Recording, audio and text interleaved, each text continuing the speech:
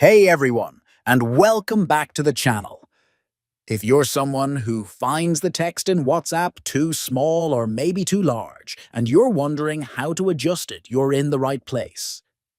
In this video, I'll show you exactly how to change the font size in your WhatsApp chat step by step, so you can read messages more comfortably. Let's jump right into it. First, open the WhatsApp app on your phone. Tap the three dots at the top right corner of the screen. Then choose Settings from the drop-down menu. Now tap on the Chats option. Here you'll see an option called Font Size. Go ahead and tap on it. You'll see three options: small, medium, and large. Choose the one that works best for you. Once you select it, the font size in all your chats will change instantly. And that's all you need to do.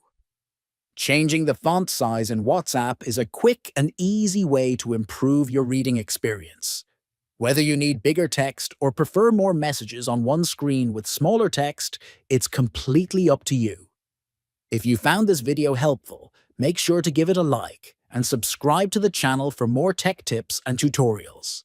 Thanks a lot for watching, and I'll see you in the next one.